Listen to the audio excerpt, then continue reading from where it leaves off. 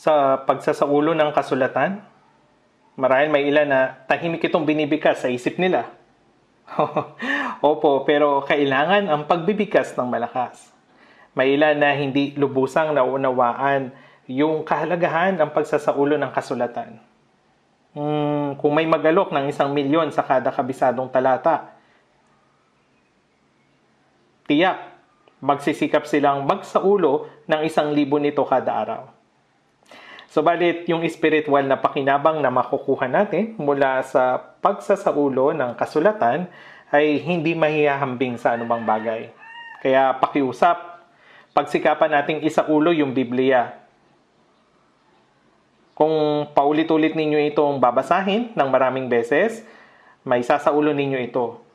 Hindi ninyo kailangan banggitin pa yung pangalan. Opo, kung pagsisikapan ninyong isaulo yung kasulatan, magiging malaking tulong ito sa inyong pananampalataya. Kapag may nangyari, ipapaalala ng Diyos ang kanyang salita sa atin. Doon sa Juan chapter 14, sinasabi na ang Espiritu Santo ang magpapaalala sa inyo ng lahat ng aking sinabi sa inyo. Ipapaalala niya sa atin ang mga salita na ating narinig, natutunan at isinaulo. Kapag naharap tayo sa mga kahirapan, aaliwin tayo ng Diyos sa pamagitan ng kanyang salita. Bibigyan niya tayo ng karunungan at palalakasin yung ating mga puso. Kaya naman, hinihikayat ko kayo na magsikap na magsaulo ng kasulatan. Isulat ninyo yung mga talata na isasaulo ninyo at idikit ninyo itong mga ito.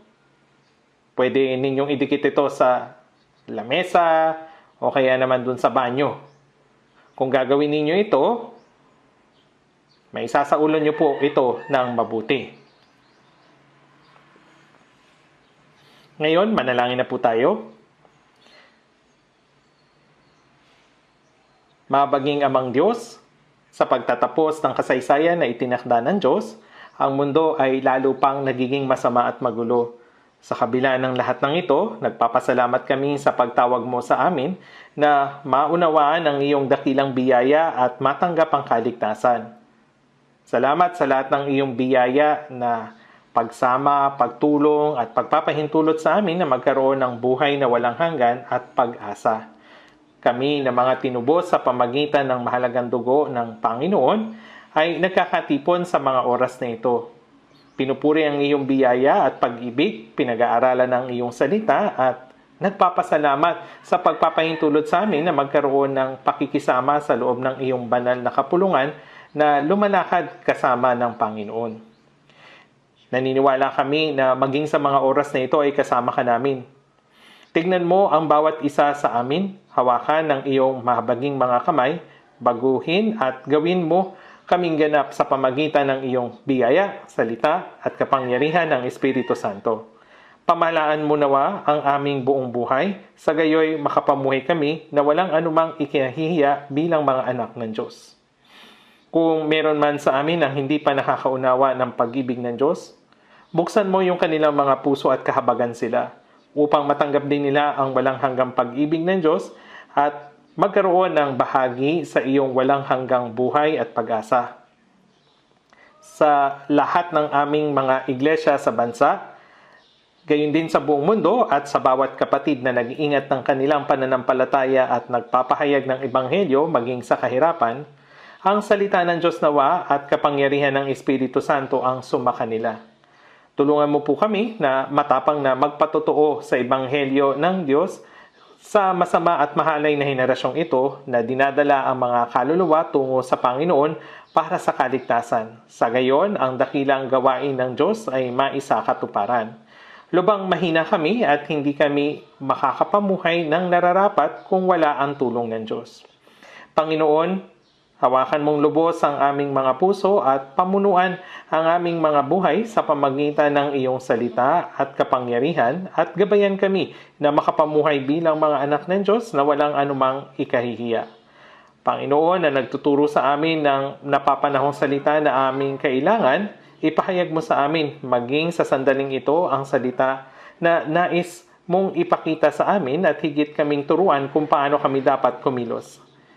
Dalangin namin ang lahat ng ito sa makapangyarihang pangalan ng Panginoong Hesukristo na sa amin ay nagmamahal. Amen. Buksan natin sa ating mga Biblia,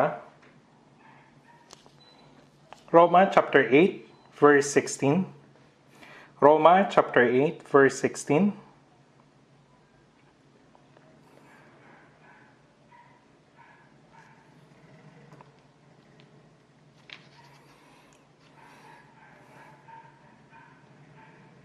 Roma chapter 8, verse 16 hanggang 18. Roma chapter 8, verse 16 hanggang 18. Babasahin ko po.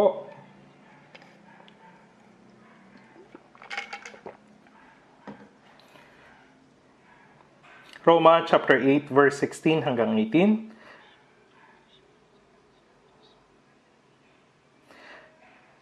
Ang Espiritu mismo ang nagpapatotoo tungkol sa aking espiritu na tayo'y mga anak ng Diyos.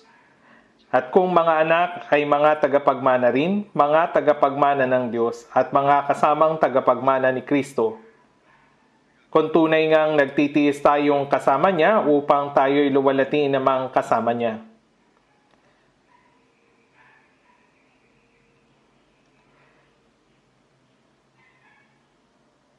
Itinuturing ko na ang pagtitiis sa panahong kasalukuyan ay hindi karapat-dapat maihambing sa kalwalatihang mahahayag sa atin.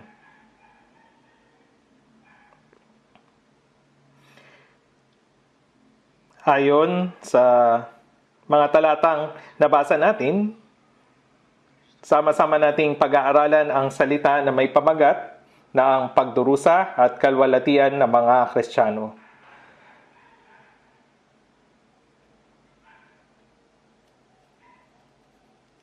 Gaya ng alam na natin, iniwan ni Kristo yung maluwalhating trono ng Diyos para iligtas tayo. Siya ay naging gaya ng tao, pumarito sa makasalanang mundo, nagtiis ng lahat ng kahirapan at pagdurusa na nararanasan ng mga tao. At bagamat wala siyang kasalanan, siya ay hinatulan ng kamatayan gaya ng masahol na kriminal. Namatay siya sa krus, dumanak ang kanyang dugo upang tapusin ang gawain ng kaligtasan. Pagkatapos mabuhay ni Jesus mula sa mga patay, nagpakita siya sa loob ng 40 araw at umakyat sa langit sa paningin ng maraming mga saksi. Bagamat maraming ginawa ang Diyos, wala nang hihigit pa sa pagsugo niya sa kanyang tanging anak sa anyo ng tao. Ang walang kasalanan na nagpasan ng kasalanan ng buong mundo sa kanyang sarili upang mamatay sa krus, nagpadanak ng kanyang dugo upang patawarin ang ating mga kasalanan magpakailanman at iniligtas tayo na wala tayong anumang ginawa. Ang mga gawa ng Diyos, doon sa lahat ng mga gawa ng Diyos, walang anuman yung makakahigit dito. Ang maligtas sa pamagitan niya, paano nga tayo mamumuhay sa natitira nating buhay? Siyempre, idinetalye ito sa mga kasulatan. Yung Espiritu mismo ang nagpapatotoo kasama ang Espiritu na tayo'y mga anak ng Diyos. Yung Espiritu Santo din, yung tumutulong sa atin na maunawaan ang biyaya ng Diyos para sa kaligtasan. Hindi natin lubos na maunawaan yung ibinigay na biyaya ng Diyos sa atin sa pamagitan ng sarili nating karunungan at pangunawa. Gayunpaman, ang Espiritu Santo ang tumutulong sa atin na maunawaan at sampalatayanan ang biyaya ng Diyos. Kaya nga, hindi lamang tayo tinutulungan ng Espiritu Santo na maunawaan yung biyaya ng Diyos, kundi binigyan din tayo ng Espiritu ng Diyos. Dapat nating maunawaan na yung Espiritu Santo ay nananahan sa mga ligtas. Ang Espiritu Santo ay nasa atin kahit hindi natin ito nalalaman. Kapag yung isang sanggol ay ipinanganak, hindi niya naman nalalaman yung lahat ng mga organs na meron siya sa loob ng kanyang katawan, hindi po ba? Pero meron talaga ng mga bagay na ito sa loob ng isang bata. Kung paanong unti-unti nating natututunan yung tungkol sa sarili nating katawan habang tayo ay nabubuhay, kung ano yung mga organs na meron tayo at yung mga layunin nito. Gayon din naman, pagkatapos nating maligtas, habang nag-aaral tayo ng Biblia, naunawaan natin na hindi lamang tayo pinatawad ng Diyos sa lahat ng ating mga kasalanan sa pamagitan ng mahalagang dugo ng Panginoon sa pamagitan ng kanyang biyaya, kundi maging ang pagturing niya sa atin bilang mga anak ng Diyos at ang pagtahan ng Espiritu Santo sa atin. Kaya nga, sinasabi, ang Espiritu mismo ang nagpapatotoo kasama ng ating Espiritu na tayo'y mga anak ng Diyos. Tayo'y mga anak ng Diyos. Dito natin naunawaan at natiyak ang katotohanan na tayo'y mga anak ng Diyos. Kaya naman, kung tayo ay mga anak ng Diyos, tayo rin ay mga tagapagmana. Mga tagapagmana ng Diyos. Ang tagapagmana ay may mamanahin.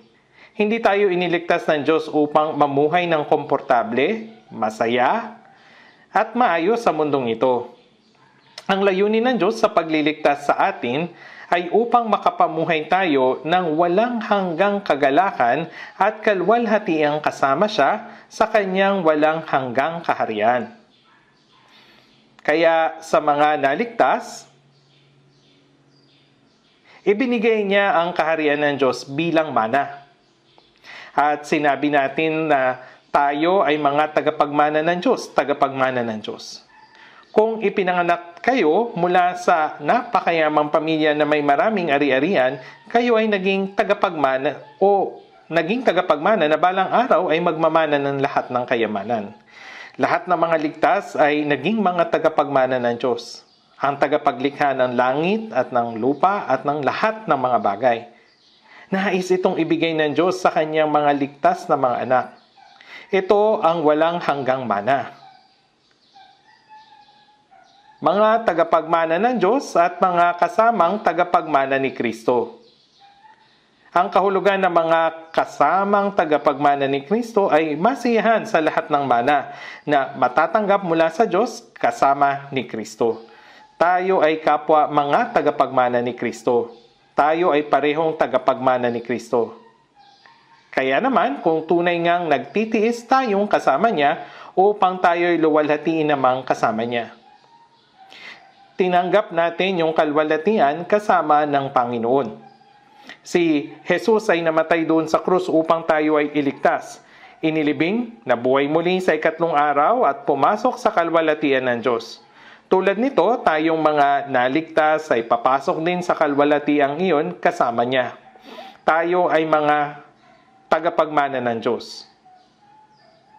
Opo, tayo'y mga tagapagmana ng Diyos na magiging kabahagi sa pagpasok sa kalwalhatian kasama ni Kristo. Tayo ay mga kasamang tagapagmana ni Kristo.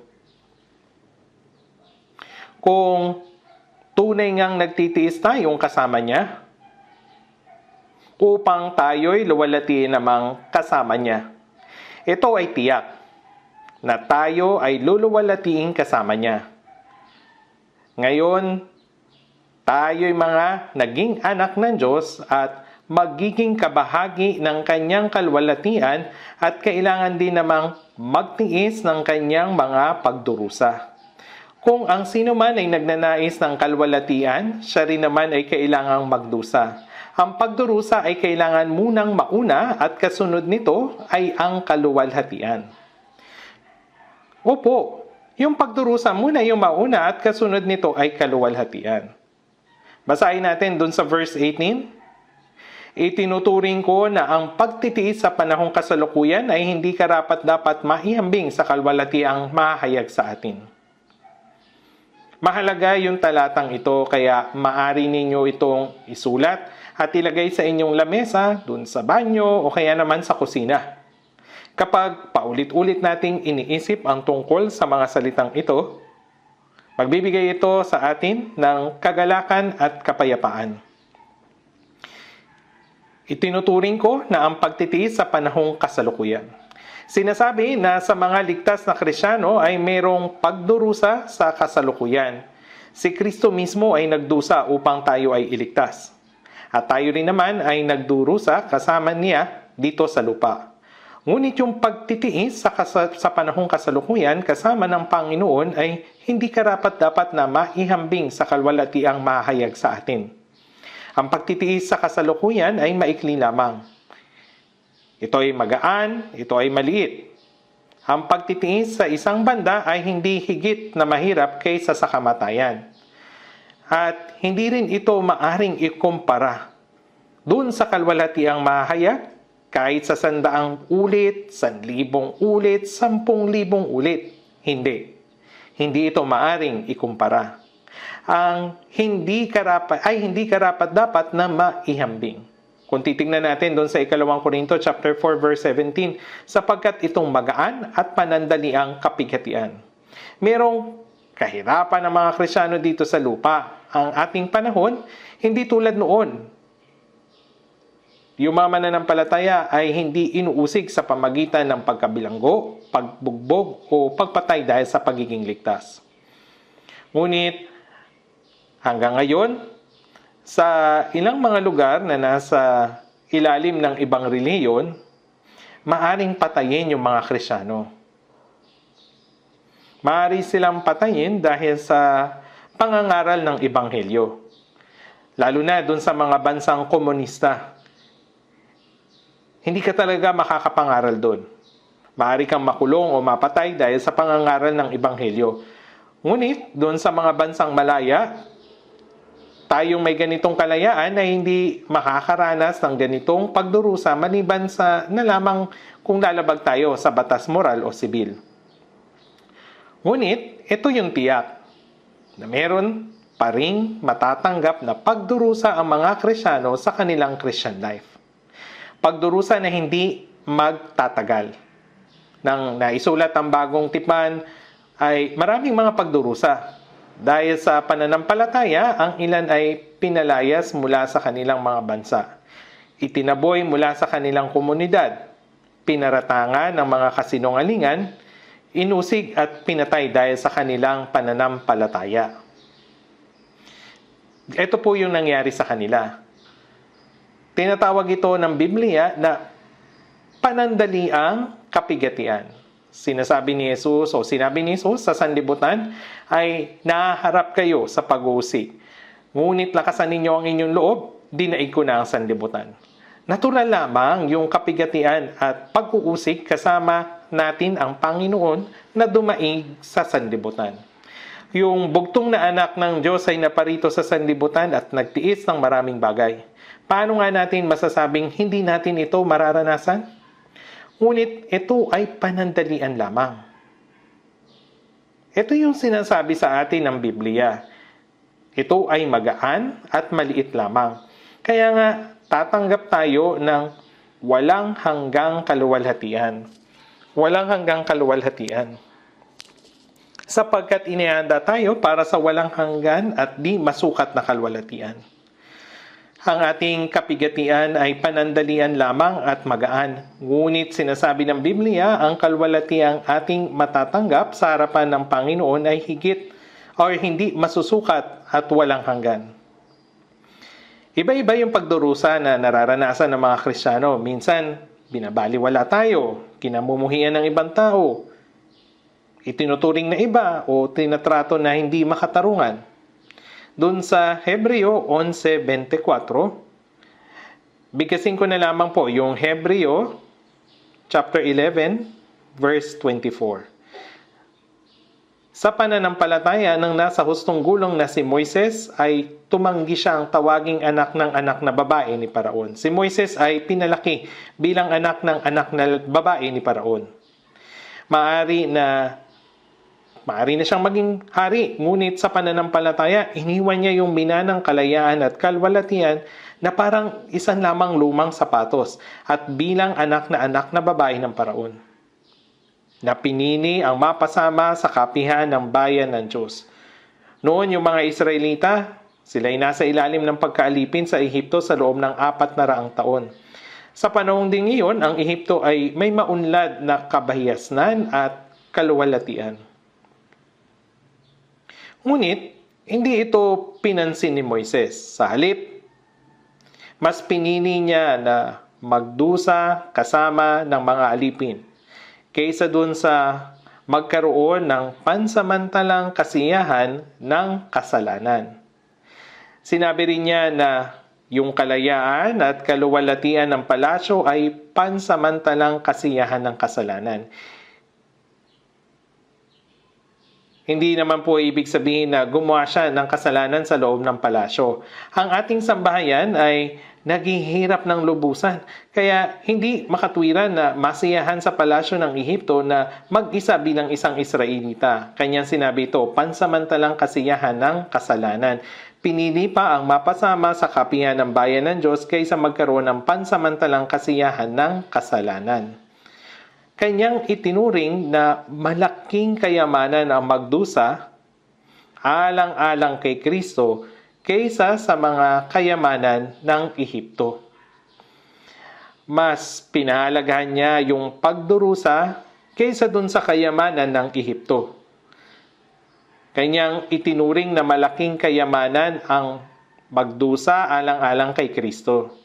Siya ay nanampalataya sa Diyos at nalalaman niyang siya ay isa dun sa bayan ng Diyos na siyang nakakaranas ng pagdurusa. Nalaman din niya na magbibigay ang Diyos ng walang hanggang kalwalhatian kung siya ay magdurusa kasama ng kanyang bayan. Kanyang itinuring na malaking kayamanan ang magdusa alang-alang kay Kristo. Ibig sabihin, gantimpala. Dahil itinuon ni Moises yung kanyang paningin sa walang hanggang kalwalhatian na nasa kanyang harapan, nagawa niyang iwan yung kalayaan, yung kapangyarihan at kayamanan ng Ehipto. Nagawa niya itong iwan. Ang mga salitang ito ay magbibigay sa atin ng magandang aral. Una ay kailangan nating pag-isipan yung pagdurusang tiniis ni Kristo bilang bugtong na anak ng Diyos na siya ay dumating sa sanlibutan upang tayo ay iligtas. Kailangan maunawaan nating malinaw ang pagdurusa at kalwalhatian ni Kristo. Doon sa 1 Pedro chapter 1 verse 11. Tinutukoy nito na ang mga propeta sa lumang tipan, sila yung nagpropesiya sa pagdating ni Kristo ay mayroong Espiritu ni Kristo sa loob nila. Sinasabi na ang Espiritu ni Kristo, ito ay nagpahayag ng makapangyarihang pagdurusa ni Kristo at ng kalwalhatiang susunod sa mga ito. Ipinahayag na ang Kristo ay darating upang magdusa at pagkatapos ay luluwalhatiin. Tiyak na mayroong pagdurusa para matanggap ang kaluwalhatian. Isipin natin kung gaano nagdusa si Kristo nang siya ay dumating sa mundong ito hanggang sa punto ng kanyang kamatayan sa krus. Ipinakita ng krus ang sukdulang kahihiyan at sakit na kayang tiisin ng tao. At walang kasalanan, bugtong na anak, nakapantay ng Diyos, ay nagtiis ng ganoong paghihirap. Sa pamagitan ng pagdurusang iyon, at ng kanyang muling pagkabuhay ay pumasok siya sa kalwalhatian ng Diyos. Ipinahayag na ang mga propeta sa lumang tipan, matagal ng panahon ng nakalipas, ipinahayag nila ang makapangyarihang o ang mangyayaring magpagdurusa ni Kristo at ang kalwalhatiang susunod sa mga ito. Alamin ninyo ang panalangin, di ba? Alam na po ninyo yung panalangin ni Jesus sa halamanan ng Gethsemane ng gabi bago siya hulihin at ipako sa krus. Si Jesus ay nanalangin bago siya litisin kinabukasan dun sa paghatol sa kamatayan at sa masaklap na parusang mula sa batas ng Romano. Sa Mateo chapter 26 verse 39 sinabi niya, Ama ko, kung maari, lumampas sana sa akin ang kupang ito. Ang katawan ni Jesus ay katulad din ng sa atin. Opo, iniisip ng iba na dahil siya ay ang anak ng Diyos, hindi siya makakaramdam ng kahit anumang sakit doon sa krus. Pero hindi po ito totoo. Meron din siyang laman ng tulad sa atin. Minsan ay napagod si Jesus at natulog sa hulihan ng bangka habang tinatawid yung dagat ng Galilea. Siya'y nakatanggap ng gutom, nauhaw, at may mga pagkakataong siya'y lumuha pa. Siya ay isang tao na may marupok na pisikal na katawan gaya natin. Kung ang mga tao ay humaharap sa biglaang paghihirap o hindi inaasahang kamatayan, kadalasan ay hindi ito maiiwasan. Ngunit si Jesus, bagamat siya ay walang kasalanan, ay alam na siya'y hahatulan ng kamatayan. Magtitiis ang lahat ng uri ng kahihiyan at sakit at mamamatay sa krus. Gayunpaman, siya ay kusang lumakad patungo sa krus na iyon. Gaya ng sinabi ni Jesus sa Juan chapter 10 verse 18, walang nag-aalis nito sa akin kundi kusa kong ibinibigay. Walang sino man ang maaring kumuha ng buhay ni Kristo mula sa Kanya sa pamagitan ng puwersa. Bakit pumarito si Jesus sa mundong ito? Siya ay pumarito upang mamatay. Bagamat siya ay walang kasalanan, siya ay pumarito upang akuin ang kanyang sariling katawan, para akuin ng kanyang sariling katawan yung lahat ng kasalanan ng mga makasalanan at mamatay na parang pinakamuraming kriminal. Iyan yung dahilan kung bakit sinabi niya, kundi kusa kong ibinibigay. Ang kanyang huling panalangin sa halamanan ng Getsemani ay ito, lumampas sana sa akin ang kopang ito. Dahil siya ay may pisikal na katawan gaya natin. Ang kanyang laman ay ayaw ng kahihiyan at matinding sakit ng krus. Kaya't hiniling niya na ito'y lumampas sa kanya. Kinailangang inumin ni Jesus ang saro ng kasalanan at sumpang ginawa ng mga makasalanang nasa kanyang harapan. Ngunit ano kaya ang mangyayari kung hindi niya ito ininom at hinayaan itong lumampas? Ang bawat isa sa atin na narito ay dapat sanang uminom ng kopang iyon ng paghatol at sumpa ng Diyos at mahulog sa impyerno. Gayunpaman, hindi nagtapos si Jesus sa panalangin. Lumampas sana ang kopang ito at ipinagpatuloy niya ang pagsabing gayunman hindi ang ayon sa ibig ko kundi ang ayon sa ibig mo. Ang hangarin ng kanyang laman ay ang lampasan ang saro, ngunit ang panalangin niya, hindi ang ayon sa ibig ko, kundi ang ayon sa ibig mo.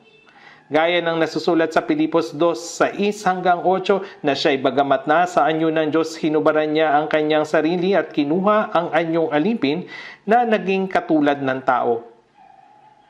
Siya'y nagpakababa sa kanyang sarili at naging masunurin hanggang sa kamatayan, maging sa kamatayan man sa krus.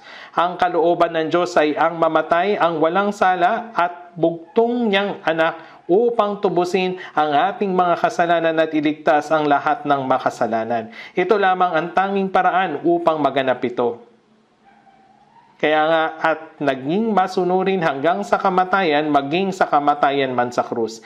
Iyan ang dahilan kung bakit nanalangin siya. Gayon may hindi ang ayon sa ibig ko, na ang ibig sabihin ay bagamat ninanais ng aking laman na lumampas ang pagdurusang ito, kung di ang ayon sa ibig mo. Ang kalooban ng Ama ay ang kamatayan ng walang kasalanan at bugtong niyang anak. Dahil dito, inako ni Jesus ang sumpa at kahatulan na nararapat sa atin. Isipin ninyo ang kordero ng Paskwa. Nung salot ng pagkamatay ng mga panganay, isang kordero o kambing ang namatay kapalit ng panganay na anak. Dumanak yung dugo, ipinahid dun sa haligi ng pintuan, lumampas ang salot ng kamatayan sa bahay na iyon. Hindi po ba? Doon sa Exodo chapter 12 verse 13, kapag aking nakita ang dugo, lalampasan ko kayo at walang salot na papatay sa inyo. Pinagtibay ito doon sa unang Korinto 5:7 sapagkat si Kristo ang kordero ng ating Paskwa na inalay na. Bilang ating kordero ng Paskwa na matay si Jesus upang ang hatol ay lumampas sa atin, hindi tinitignan ng Diyos ang ating mga kasalanan. Tinitignan niya yung dugo ni Jesus at siya ay lumampas. Kapag ating nakita ang dugo, lalampasan ko kayo.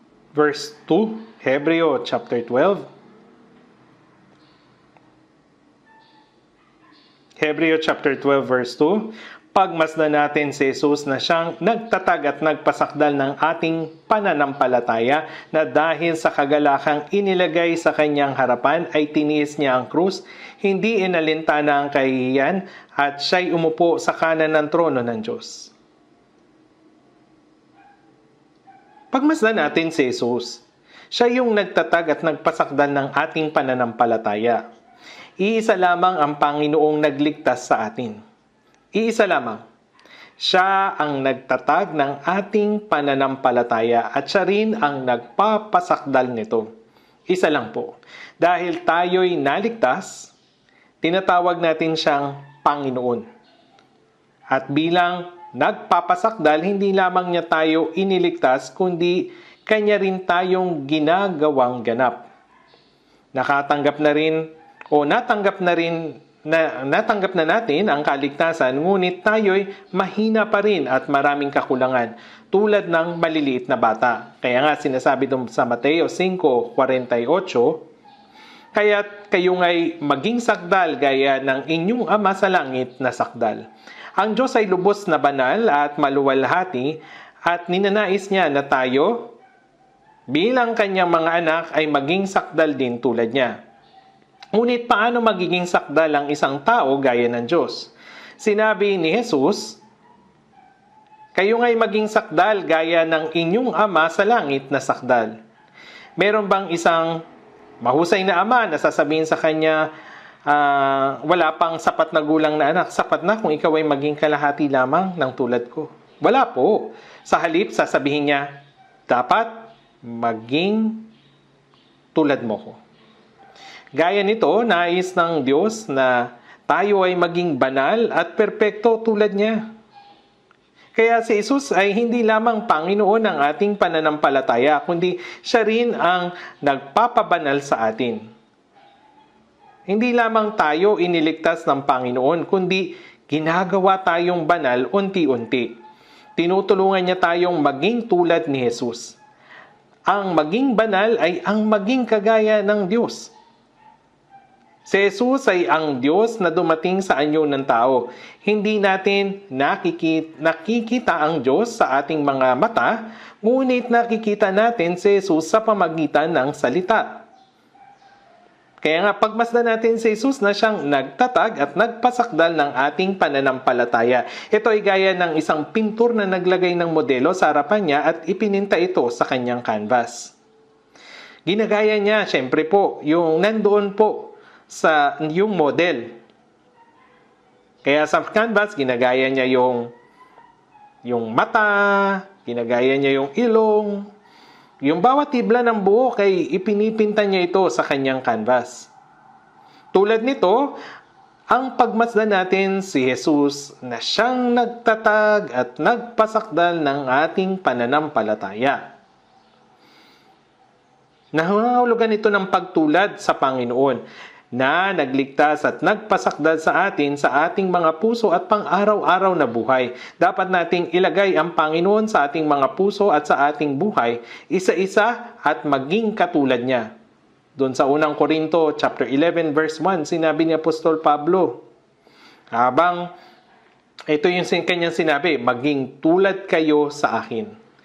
Maging tulad kayo sa akin, gaya ko kay Kristo. Pagkatapos matanggap yung kaligtasan, si Pablo ay tunay naging katulad ni Jesus. Naging tulad ni Jesus. Bago siya maligtas, sinusig niya si Jesus. Sumangayon siya laban kay Esteban nang siya ay pagbabatuhin at determinadong hulihin yung lahat ng nananampalataya kay Jesus. Ang tunay na pangalan ni Pablo ay Saulo na ipinangalan mula sa unang hari ng Israel. Ngunit ang kahulugan ng Pablo ay hamak o maliit. Gayunpaman, mula nang makatagpo niya si Jesus na dun sa daan patungo sa Damasco hanggang sa makapunta siya sa Roma para sa kanyang huling ministeryo at napugutan habang ipinapangaral ang Ebanghelyo, ang kanyang buhay ay masasabing naging tulad ni Kristo. Nang sinabi ni Felipe kay Jesus, Panginoon, ipakita mo sa akin ang Ama at kami ay masisiyahan na. Sinabi ni Jesus sa kanya, ang nakakita sa akin ay nakakita sa Ama. Paano mong sabihin, ipakita mo sa akin ang Ama? Umalis si Jesus, ngunit sa pamagitan ni Pablo, ang larawan ni Jesus ay nahayag. Sa Galatia chapter 6 verse 17, sinabi ni Pablo, buhat ngayon ay huwag akong guluhin ng sinuman sapagkat taglay ko sa aking katawan ang mga bakas ng paghihirap ni Jesus. Ito yung kanyang sinabi. Yung bakas ng pagdurusa. Si Jesus ay napako sa krus ng 6 na oras at namatay. Opo, namatay siya doon sa krus ng 6 na oras, ngunit si Pablo ay nagdusa sa kanyang buong buhay. Kinaladkad kung saan-saan. Habang nangangaral doon sa Listra, binabato siya ng mga Hudyo, kinakaladkad palabas ng lungsod, at inakalang siya ay patay na. Ngunit bumangon siya at nagpatuloy sa pangangaral. Pagkatapos niyang mangaral doon sa Roma ng 2 taon, siya ay pinugutan. Masasabing si Kristo ay nahayag sa pamagitan ng buhay niya. Kaya nga doon sa unang Korinto chapter 11 verse 1, maging tulad kayo sa akin gaya ko kay Kristo. Ang ating tinutularan ay nangangahulugan na tayo ay magiging katulad niya. Opo, unti-unti tayo ay magiging katulad niya. Tayo ay naging mga anak ng Diyos at naging Kristiyano. Ang kahulugan ng Kristiyano ay si Kristo ang nabubuhay sa akin. Merong Espiritu ni Kristo sa akin. Pagkatapos, ano ang ating gagawin? Pagmasdan natin si Jesus na siyang nagtatag at nagpasakdal ng ating pananampalataya. Ang kahulugan ng salitang pagmasdan ay hindi lamang tignan, kundi ang maging gaya din ni Kristo sa ating puso at buhay gaya ng pintor na iginuguhit yung hugis ng ibang tao. Meron akong isang larawan, ipininta ito ng isang pintor na gumuguhit ng mga mukha ng turista doon sa Moscow, Russia. Opo, may mga kapatid na nagsabi, Pastor, subukan mo din, ikuguhit ka niya. Tapos sumagot ako, sige. Umupo ako sa harapan niya at ginuhit niya ako. Gayang-gaya ako. Gaano nga kamangha-mangha ito? Ayaw kong itapon niyon kasi kamukhang-kamukha ako talaga at yung picture frame na yun ay isinabit ko sa aking bahay. Ang ganda ng larawang iyon. Tulad nito, inilalagay natin ang Panginoon sa ating puso at buhay gaya ng isang pintor. Kaya pagmasdan natin si Jesus. Pagmasdan natin si Jesus. Ito ay nangangahulugan na dapat nating gayahin ang Panginoon. Tumanggap si Jesus ng maraming mga pagdurusa upang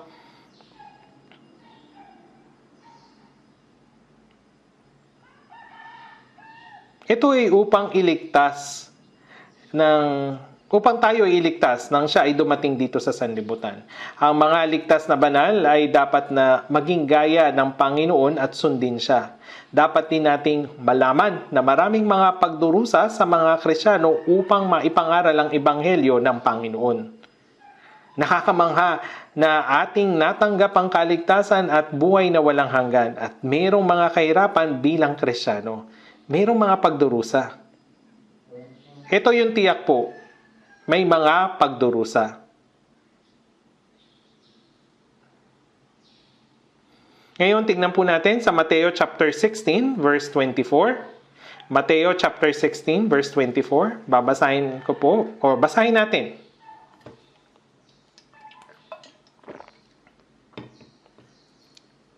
Basahin natin ng sabay-sabay, verse 24.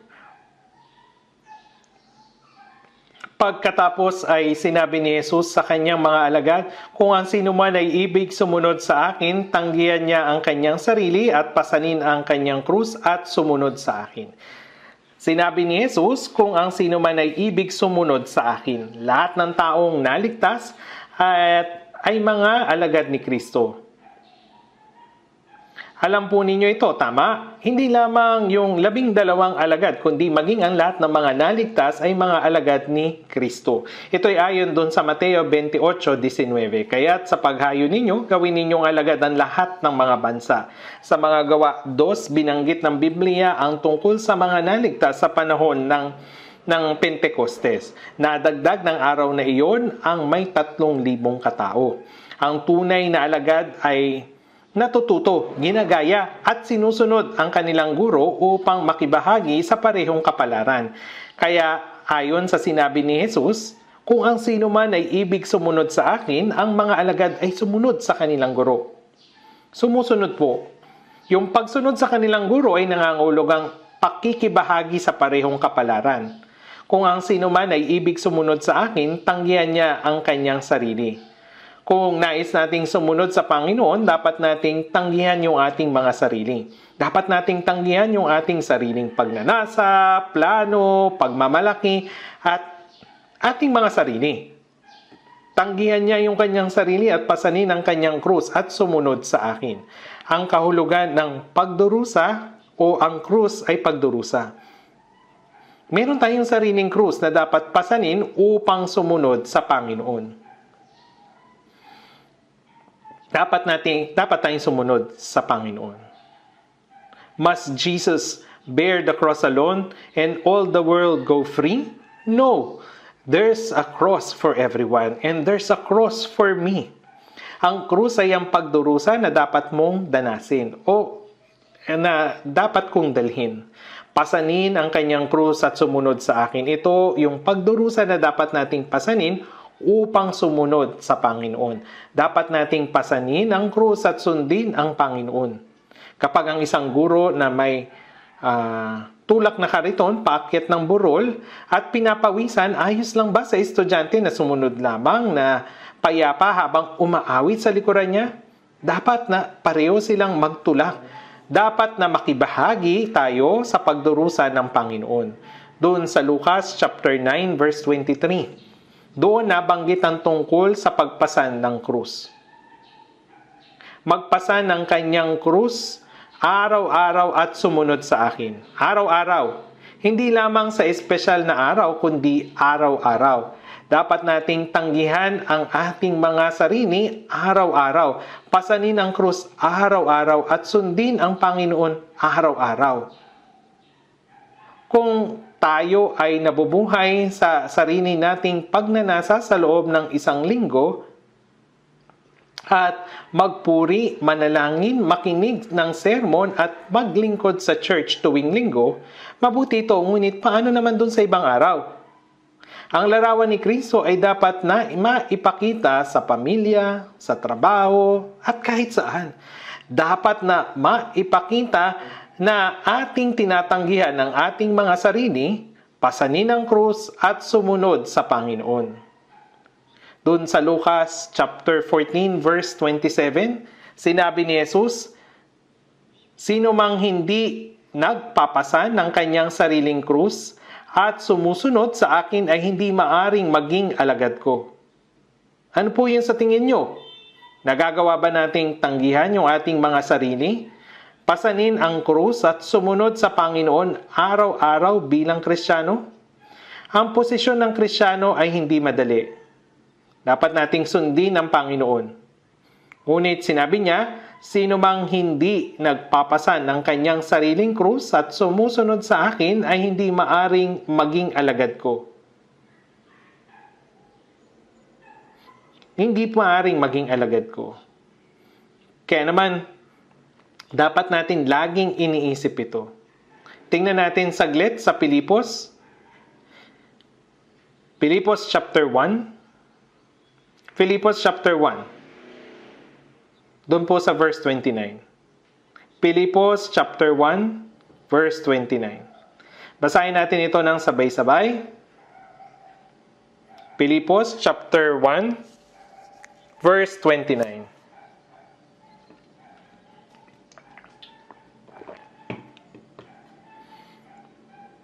Pilipos chapter 1 verse 29.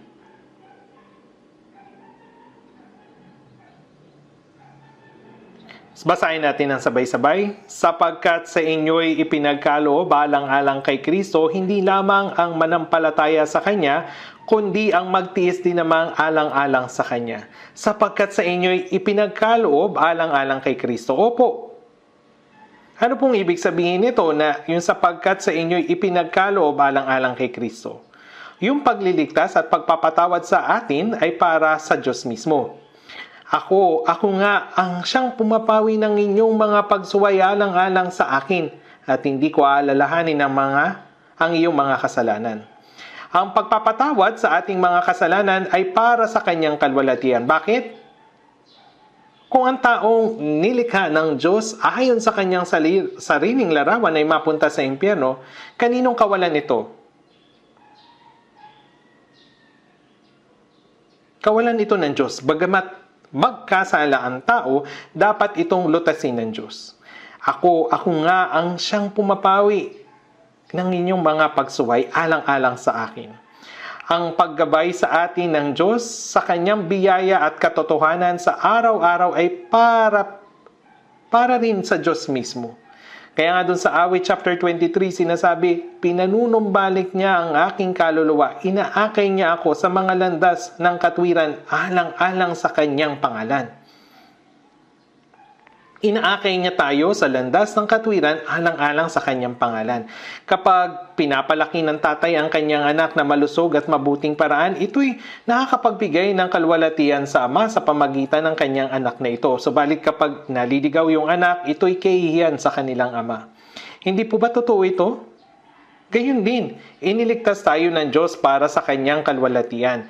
Kahit pagkatapos nating maligtas, patuloy niya tayong tinutulungan at ginagabayan araw-araw at ang lahat ng ito'y para sa kanyang kaluwalhatian. Kapag sinasabi ng Biblia na sa inyo'y ipinagkaloob alang-alang kay Kristo, yung salitang ipinagkaloob ay tumutukoy sa biyaya ng kaligtasan. Iniligtas tayo ng Panginoon sa kanyang pagyakap sa krus at ibinigay maging ang kanyang buhay at natupad ang alang-alang kay Kristo. Sinasabi na hindi lamang manampalataya sa kanya. Ibig sabihin nito, hindi lamang ang manampalataya sa kanya at matanggap ang kaligtasan, kundi ang magtiis din namang alang-alang sa kanya. Ito yun.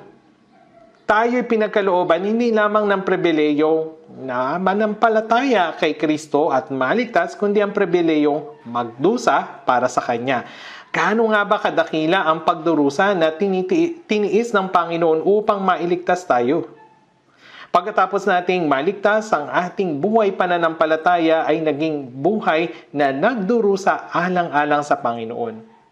May ikukumpara ba natin ang pagdurusa na tiniis niya para sa ating kaligtasan sa pagdurusang tiniis natin para sa Kanya? Hindi po. Sinasabi ng kasulatan, hindi lamang ang manampalataya sa Kanya, kundi ang magtiis din namang alang-alang sa Kanya. Ibig sabihin na ang layunin ng ating kaligtasan ay hindi lamang ang iligtas tayo, kundi bilang mga taong ligtas na makapamuhay tayo ng isang buhay na nagdurusa para sa Panginoon. Ito yung salitang dapat nating pag-isipan ng malalim at seryoso. Bilang mga Kristiyano, may mga pagdurusang dapat na tiisin upang maipahayag ang ebanghelyo ng Panginoon. Doon sa Gawa chapter 7, mula doon sa verse 55. Mababasa natin yung tungkol kay Esteban. Isa siyang diakono, isa sa pitong diakono. Bagamat siya'y diakono, matapang niyang pinatotohanan yung salita ng Diyos. Dahil matapang niyang ipinahayag ang katotohanan, tinakban ng mga Hudyo yung kanilang mga tenga at anong ginawa? Pinagbabato siya hanggang sa mamatay. Pagkatapos nilang takban yung kanilang tenga, pinagbabato siya hanggang sa mamatay.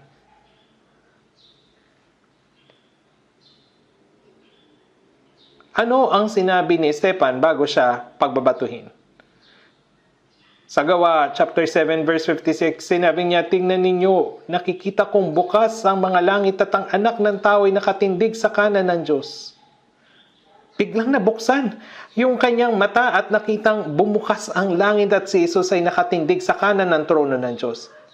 At nang tignan siya ng mga Hudyo, sinabi sa Gawa chapter 6 verse 15, lahat ng nakaupo sa Sanhedrin ay tumitig kay Esteban at nakita nila na ang kanyang mukha ay katulad ng mukha ng isang anghel. Nangalit yung kanilang mga ngipin at nagsimula siyang batuhin. Nadurog yung kanyang ulo, nabali yung kanyang buto at siya'y namatay. Sa langit, naroon yung trono ng Diyos at si Jesus ay karaniwang nakaupo sa kanan ng trono, subalit ng sandaling pinagbabato si Esteban, Hanggang mamatay si Jesus ay tumindig. Tumayo siya sa kanyang mga paa at tinignan si Esteban. Gaano nga ba karaming pagdurusa ang tiniis ng mga apostol habang ipinapangaral ang ebanghelyo? Gaano karami?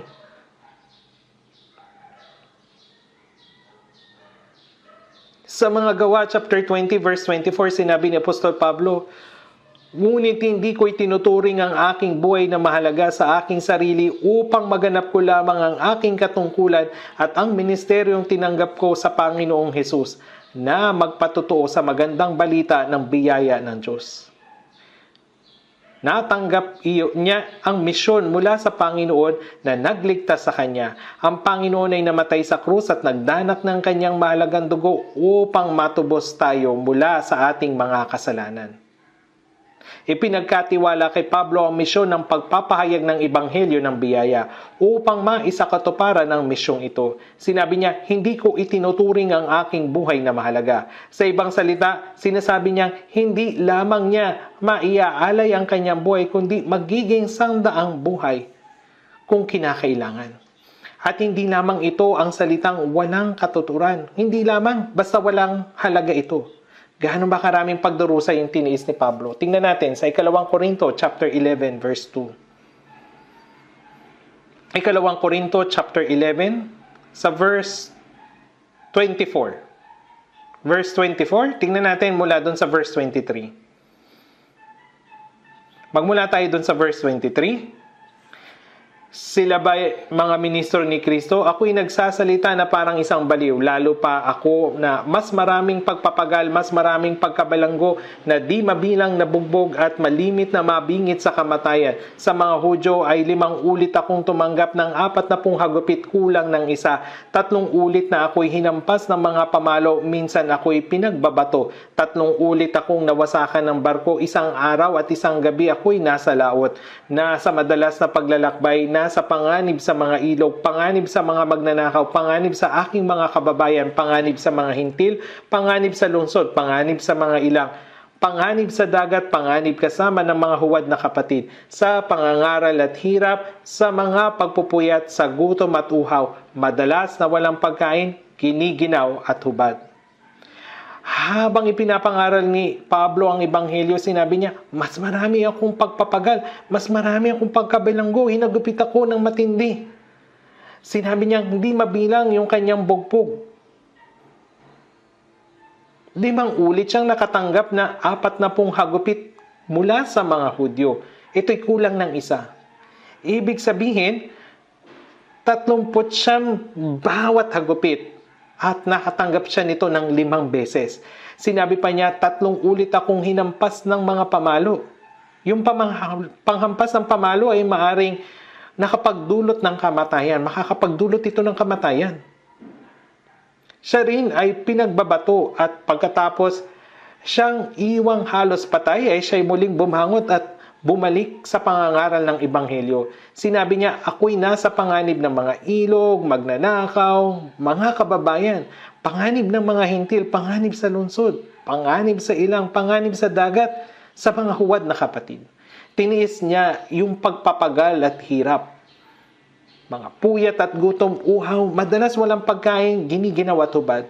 Paano natin unawain at tutugon sa pagdurusang tiniis ni Apostol Pablo? Doon sa verse 28, bukod sa mga bagay na nasa labas, ako'y araw-araw na nabibigatan sa alalahanin para sa iglesia. Isinambit niya ang mga personal na pagdurusang tiniis niya. Ang higit na nagpapabigat sa kanyang puso ay yung kanyang patuloy na malasakit sa lahat ng iglesia. Ang mga problema at kahirapang kinaharap ng mga iglesia, ang nagpapabigat sa kanyang puso araw-araw. Totoo.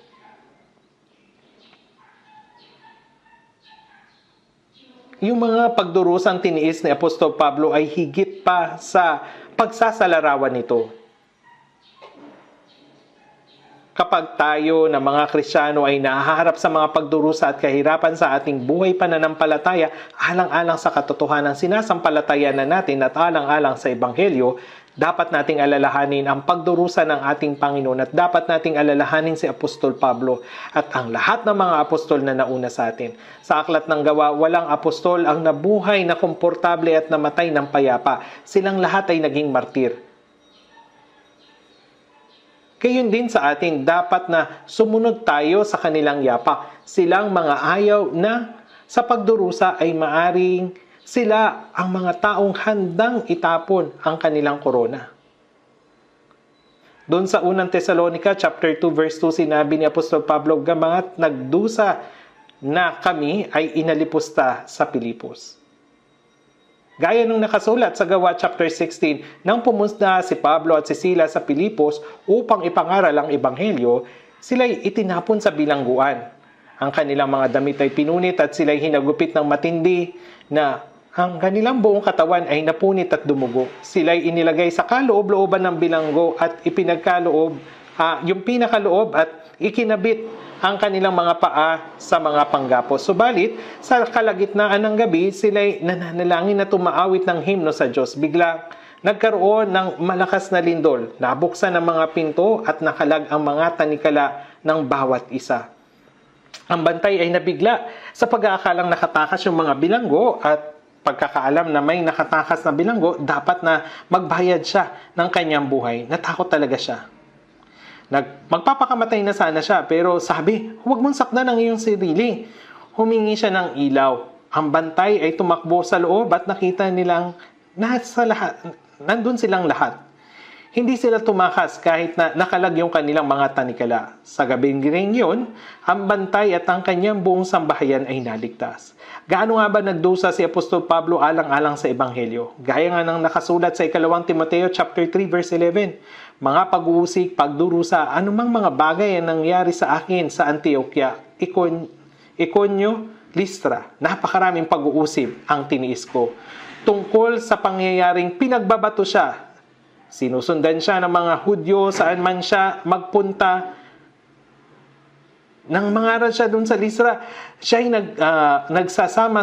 nagsama-sama at pinagbabato siya hanggang sa tingin nila'y patay na siya." Sa 2 Timoteo chapter 1 verse 8, makikita natin si Apostol Pablo na humarap sa bingit ng kamatayan sa Roma. Isinulat ang kanyang huling liham sa kanyang minamahal na anak sa pananampalataya. Ito'y si Timoteo. "Huwag mong ikahiya ang pagpapatotoo sa ating Panginoon, ni sa akin na bilanggo niya, kundi makipagtiis ka alang-alang sa Ebanghelyo ayon sa kapangyarihan ng Diyos." Kundi makipagtiis ka alang-alang sa Ebanghelyo ayon sa kapangyarihan ng Diyos. Yung Ebanghelyo ay biyaya na naisakatuparan sa pamagitan ng kamatayan ng tanging anak ng Diyos dun sa krus. Sa proseso ng pagpapahayag ng Ebanghelyong ito, hindi mabilang yung mga tao na humarap sa kamatayan. Ang Ebanghelyong ito ay naipasa sa pamagitan ng pagdurusa. At kapag ang Ebanghelyo ay ipinapangaral sa gitna ng gayong pagdurusa, ang kapangyarihan ng Diyos ay kumikilos.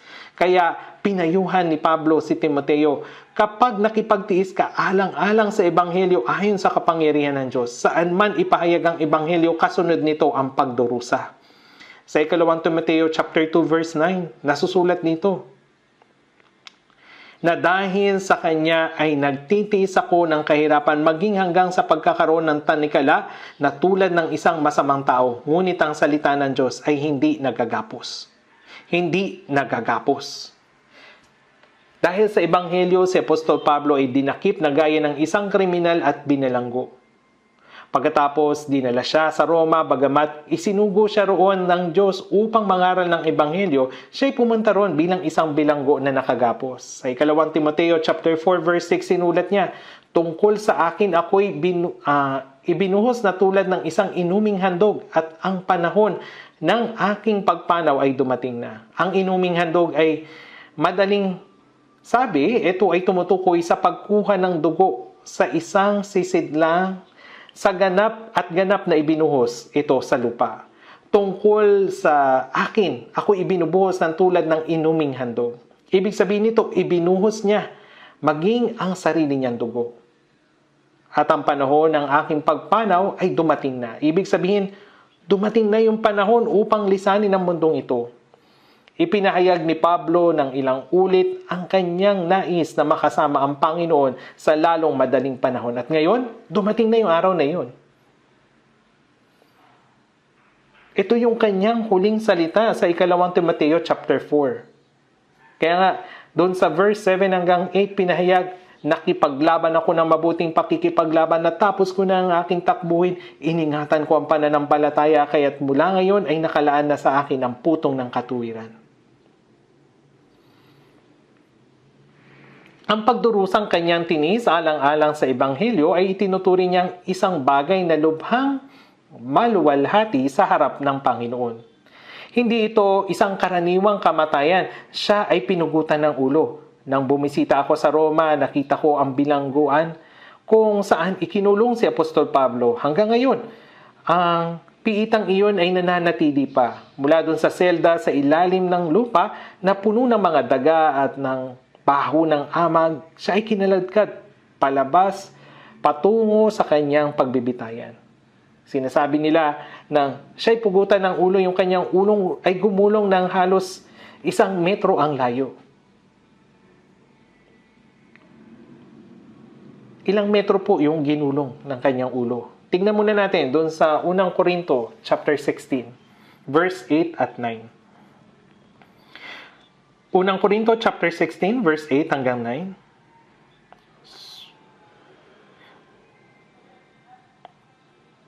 Subalit ako'y titigil sa Efeso hanggang sa Pentecostes sapagkat isang maluwang na pintuan para sa mabisang paggawa ang nabuksan para sa akin at marami ang mga kaaway. Sinabi niya, subalit ako'y titigil sa Efeso hanggang sa Pentecostes. Nang isinulat niya ang mga salitang ito, siya ay nasa Efeso. Ngunit bakit niya nilayo na manatili sa Efeso hanggang sa Pentecostes? Sapagkat isang maluwang na pintuan para sa mabisang paggawa ang nabuksan sa akin. Ano yung ibig sabihin nito? Pintuan para sa pagpapahayag ng Ebanghelyo ay ganap na nabuksan. Patuloy na lumalaganap yung gawain ng kaligtasan. Maluwang na pinto para sa mabisang paggawa. Ito ay tumutukoy sa makasaysayang gawain ng pagliligtas sa mga tao sa pamagitan ng pangangaral ng Ebanghelyo. Ngunit sinasabi rin dito, at marami ang mga kaaway. Kasabay ng kadakilaan ng gawain ng kaligtasan, kasing laki rin nito ang bilang ng mga sumasalungat dito. Sapagkat saan man maganap ang gawain ng Ebanghelyo, naroon din palagi ang gawain ni Satanas. Sa personal kong karanasan, tuwing nasasaksihan ko ang makapangyarihang gawain ng kaligtasan habang nangangaral, walang duda ang dyablo ay sumasalungat din. Noong 1969, pumunta ako doon sa Mokpo ng panandalian upang mangaral. Ngunit ako ay nahuli at nanatili doon upang magsalita. Noong panahong iyon, ang church natin ay wala pa sa probinsya ng Jeolla. Nanatili ako doon ng 5 taon sapagkat ako ay nahimok na manatili.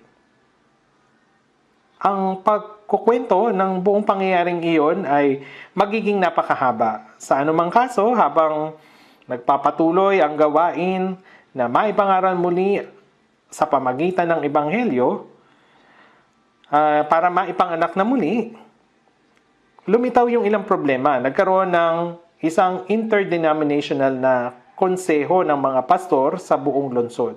Ang mga ministro ay nagtipon na may isang layunin na paalisin ako. Nang panahong iyon, ako ay isang kabataan pa lamang, mga 27 years old.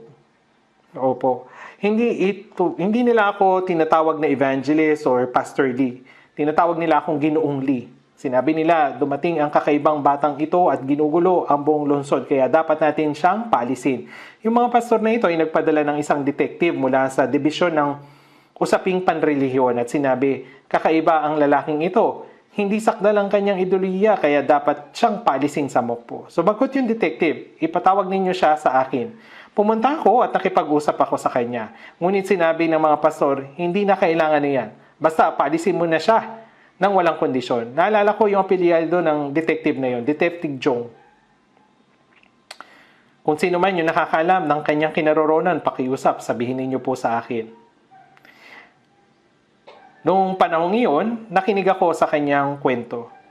Opo, ang kanyang asawa ay isang Katoliko na dati ay inuukol yung lahat ng kanyang oras sa pagpapaganda ng kanyang kuko, ngunit isang araw pumunta siya sa isang lugar upang pag-aralan ng Biblia at matapos niyon, nagkaroon siya ng patotoo na siya'y naligtas at siya'y ganap na kahanga-hangang nagbago.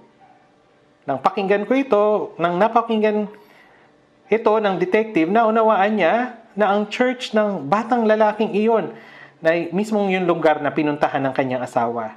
Kaya tinawag niya yung punong pastor ng konseyo at sinabi, Pastor, ayon sa nakita ko, kayo yung hindi pa puligtas. Kaya nga yung detective na yun ay hindi mananampalataya, ngunit ang pagbabago ng kanyang asawa ay hindi maikakila. Malinaw na siya ay naipanganak na muli. Dahil nabigla, kaya tinanong ng punong pastor, Bakit? Bakit mo nasabi? Sumagot yung detective, alam ko ang lahat tungkol sa mga pastor na ito. Itong isang ito, iyon, alam ko yun lahat tungkol sa kanilang pangangurakot. Hindi pa ako naliligtas. Nang gabing iyon, narinig ko na pinadalhan siya ng pastor ng isang kahon ng regalo. Pakiusap, huwag mo nang ilabas sa publiko.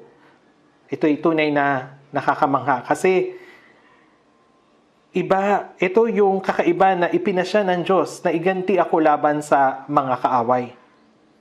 Maraming talagang sumalungat sa atin. Naalala ko, si Martin Luther King, habang nangangaral siya ng Ebanghelyo, sinubukan siyang patayin sa Vatican. Bagamat hindi malapit sa ganong antas yung aking naranasan, yung gawain talaga ni Satanas sa pagsalungat sa Ebanghelyo ay nagaganap. Ngayon, tingnan po natin. Hebreo chapter 5 verse 8. Basahin natin ng sabay-sabay. Hebreo chapter 5 verse 8. Bagamat siya'y isang anak, siya'y natuto ng pagsunod sa pamagitan ng mga bagay na kanyang tiniis at nang maging sakdal siya ay naging pinagmulan ng walang hanggang kaligtasan ng lahat ng mga sumunod sa kanya. Ito'y si Jesus, isang anak. Siya'y natuto sa pamagitan ng pagsunod ng mga bagay na kanyang tiniis. Gaano karaming pagdurusa ang tiniis ni Jesus? Sinasabi na natutunan niya ang pagsunod sa kalooban ng Ama sa pamagitan ng mga bagay na kanyang tinitiis. At naging sakdal. Kahit para sa isang tao upang maging matuwid at dakila ang kanyang pagkatao, kailangan ang pagdurusa. Ang mga tao na lumaki ng mabait, tulad ng mga bulaklak na itinanim sa isang basong garapon na sa ilalim ng proteksyon ng kanyang mga magulang at magandang kapaligiran mula sa murang edad, ang mga ganitong tao ay hindi kayang magtiis ng mga kahirapan ng buhay Kristiyano. Nais niyang mangaral at maging isang pastor. Isa siyang kapatid na nakatira sa ibang bansa at siya ay napakabiit at kahangahangang tao. Lahat ay maayos. Tapos dumating siya dito sa Soul Church upang maging pastor. Ang kanyang asawa ay isang pianista. Napakagaling talaga. Napakabihasa ng brother na ito sa pagsasalita ng English. Dinala niya yung kanyang sasakyan, dinala rin niya yung isang piano upang magsanay bilang misyonaryo dito. Pagkatapos ng maiksing panahon, sinabi niya hindi na niya kaya. Sinabi ko sa kanya na subukan mo nang manatili ng kaunti pang panahon. Muli, sinabi niya hindi na niya kaya. Sa uli, bumalik siya. Sa aking pananaw, ito ay labis na nakakapanghinayang dahil lumaki siya na parang bulaklak sa greenhouse. Inalagaan ng mabuti. Kahit kaunting pagdurusa lamang ang dumarating, hindi niya alam ang gagawin. Hindi niya alam paano tiisin. Hindi dapat ganito yung isang Kristiyano. Sa pamagitan ng pagdurusa ng mga kahirapan, nabubuo ang tamang pagkatao ng isang tao. Naintindihan niyo po ba? Sa pamagitan ng mga bagay na kanyang tiniis. Kahit si Jesus ay anak ng Diyos, siya'y natuto sa pagsunod sa pamagitan ng mga bagay na kanyang tiniis. Natututo yung tao sa pagsunod sa gitna ng pagdurusa at nagiging sakdal ang kanyang pagkatao. nagiging sakdal yung kanyang pagkatao. Kaya naman, ngayon, tignan natin sa Hebreo chapter 2 verse 10. Hebreo chapter 2 verse 10.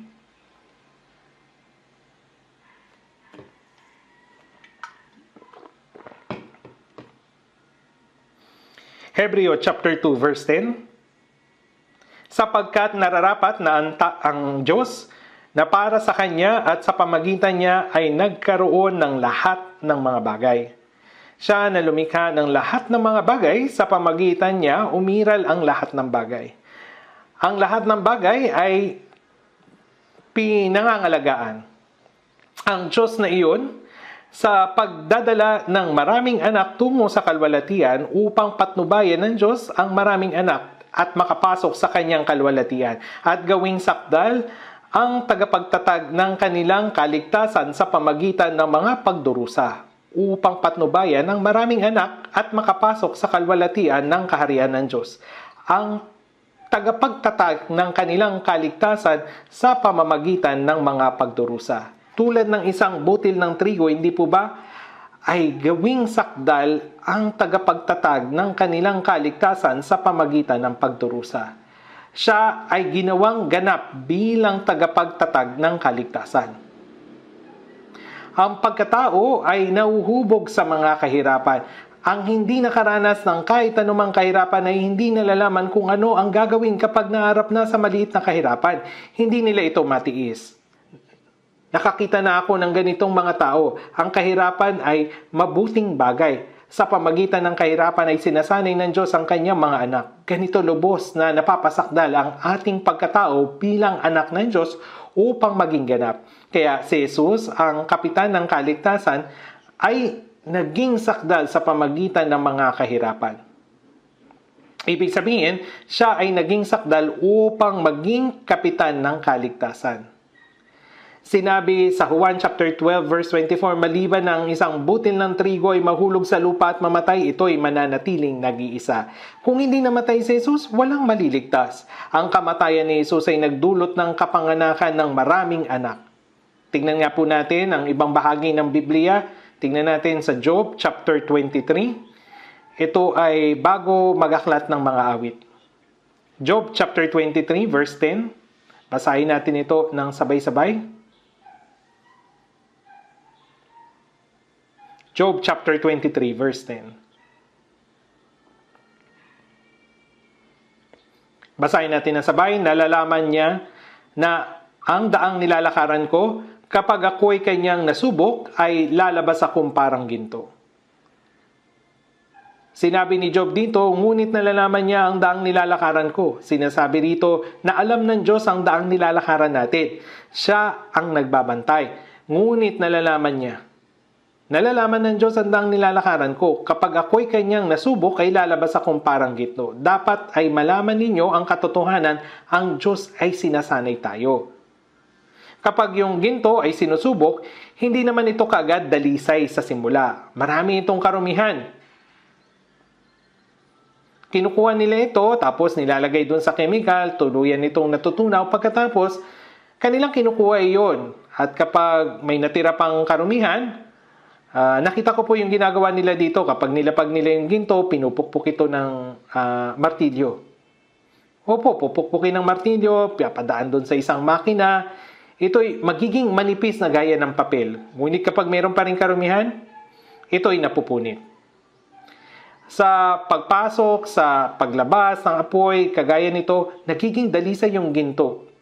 Nagiging dalisay po yung ginto. Nangangahulugan nito na sinasanay tayo ng Diyos sa pamagitan ng maraming kahirapan. Kapag ako'y kanyang nasubok, ay lalabas akong parang ginto. Sa pamagitan ng kahirapan, ang pagkatao ng Kristiyano ay nahuhubog. Kaya, dapat ninyong malaman na mayroon tayong mga kahirapan na dapat tanggapin habang sinusubok tayo ng Diyos. Dahil ang Diyos ay humahanap upang gumagawa para sanayin tayo sa pamagitan ng kahirapan. Bakit dumarating ang ganitong pagdurusa? Tinitiis ito habang iniisip kung bakit siya nagbibigay ng kahirapan. Pagkatapos nating dumaan sa pagsubok, ang inyong pananampalataya ay lubos na lalago at ang inyong Kristiyanong pamumuhay ay unti-unting magiging tulad ng sa Panginoon ng higit at higit pa.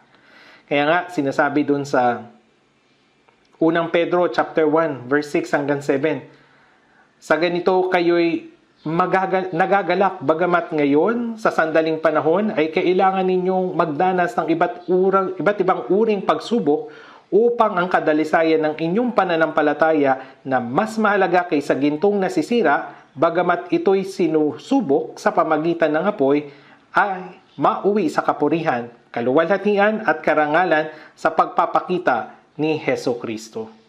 Bagamat hindi ninyo maiwasang magdalamhati sa kaunting panahon dahil sa iba't ibang pagsubok, gayunman kayo ay dapat magalak. Bakit? Dahil ang pagsubok sa ating pananampalataya na ginagamit ng Diyos upang sanayin tayo ay mas mahalaga kaysa gintong nasisira. Bagamat ito'y sinusubok sa pamagitan ng apoy, ay mauwi sa kapurihan, kaluwalhatian at karangalan sa pagpapakita ni Jesucristo. Dapat nating maunawaan na sinasanay tayo ng Diyos upang dalisayin ang ating pananampalataya at gawin tayong karapat-dapat na tumanggap ng kaluwalhatian at karangalan sa araw na tayo ay tatayo sa harap ng Diyos. Ang kahirapan ay napakabuti. Dapat ninyo itong malaman. Ang taong hindi nakaranas ng kahirapan ay hindi nagkakaroon ng dalisay na pananampalataya. Tingnan nga natin doon sa 1 Pedro chapter 4.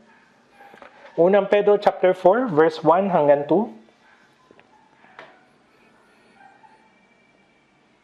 1 Pedro chapter 4, verse 1 hanggang 2. Basahin natin ng sabay-sabay. Kung paanong si Kristo ay nagdusa sa laman, ay sandatan din naman ninyo ang inyong sarili ng gayong pag-iisip sapagkat ang nagdusa sa laman ay tapos na sa kasalanan, upang hindi na kayo mamuhay sa laman sa inyong nalalabing panahon sa masamang pagnanasa ng mga tao, kundi sa kalooban ng Diyos. Si Kristo ay nagdusa sa laman. Gaano nagdusa si Kristo nang siya ay pumunta sa mundong ito?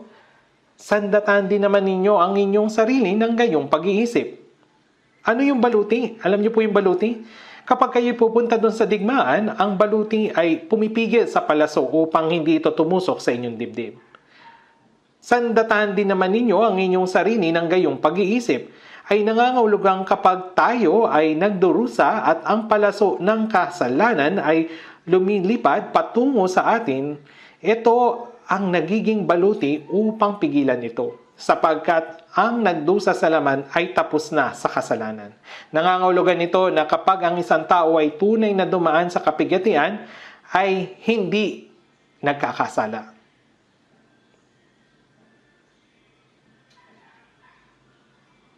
Alam ba ninyo na ang maliliit na bata ay susunod-sunod kapag mayroong nagsabi sa kanila na bibigyan kita ng candy, tara na. Hindi nila nalalaman na yun ay kidnapper. Ngunit kapag yung bata ay malaki na at sasabihan niya na kakaiba yung taong ito, hindi ako sasama. Ito ay nalalaman nila. Ang tao na ang pananampalataya ay naging dalisay sa pamagitan ng kahirapan ay hindi nahuhulog sa tukso ng kasalanan upang hindi na kayo mamuhay sa laman sa inyong nalalabing panahon sa masasamang pagnanasa ng mga tao, kundi sa kalooban ng Diyos. Upang mabuhay sa natitirang buhay sa mundo ayon sa kalooban ng Diyos, dapat tayong magdusa. Kapag tayo ay lubos na nagtitiis sa kahirapan, ang ating pagkatao ay lumalago at tayo ay nagiging ganap. Tingnan natin sandali doon sa 1 Pedro chapter 5 verse 10. Basahin natin ang sabay-sabay. 1 Pedro chapter 5 verse 10. Basahin natin, at pagkatapos na kayo'y magdusa ng sandaling panahon, ang Diyos ng buong biyaya na sa inyo'y tumawag tungo sa kanyang walang hanggang kalwalhatian kay Kristo ay siya ring mapapanumbalik, magpapatibay at magpapalakas sa inyo.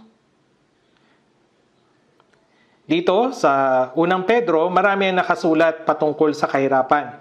Noong mga panahon iyon, yung mga Kristiyano ay talagang nakaranas ng maraming pagsubok at kahirapan. Ang Diyos ng buong biyaya na sa inyo'y tumawag tungo sa kanyang walang hanggang kalwalhatian kay Kristo. Ang matawag ay nangangahulugang tinawag tayo ng Diyos sa pamagitan ng ebanghelyo ng biyaya at iniligtas tayo. Sa walang hanggang kaluwalhatian. Iniligtas niya tayo upang makapasok sa walang hanggang kaluwalhatian. Ang pagpasok sa langit ay pagpasok sa walang hanggang kaluwalhatian.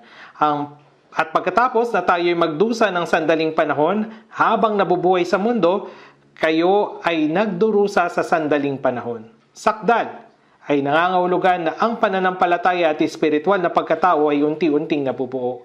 Magpapanumbalik, magpapatibay at magpapalakas sa inyo sa pamagitan ng kahirapan, dinadalisay tayo ng Diyos. Kaya yung tao na nagtitiis ng mga kahirapan ng lubos ay natututo sa salita ng Diyos habang nasa kahirapan at nagiging kagaya ng Panginoon at sumusunod sa Panginoon, at kapag ang Panginoon ay dumating sa kaluwalhatian, hindi na magtatagal mula ngayon, ang taong iyon ay magiging karapat-dapat na makibahagi sa kanyang kaluwalhatian. Kagaya ng sinabi ni doon sa Roma chapter 8 verse 17. Bigkasin natin ng sabay-sabay. At kung mga anak ay mga tagapagmana rin, mga tagapagmana ng Diyos at mga kasamang tagapagmana ni Kristo, kung tunay ngang nagtitiis tayong kasama niya upang tayo'y luwalhatiin namang kasama niya. Verse 18, itinuturing ko na ang pagtitiis sa panahong kasalukuyan ay hindi karapat-dapat maihambing sa kaluwalhatiang mahayag sa atin.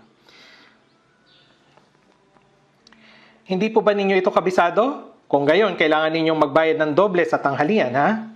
Kung nahihirapan po kayo na magkabisado ng dalawang verse, kabisadoin niyo muna po yung verse 18. Itinuturing ko na ang pagtitiis sa panahong kasalukuyan ay hindi karapat-dapat maihambing sa kaluwalhatiang mahahayag sa atin. Ang kahirapan ng Kristiyano ay ito.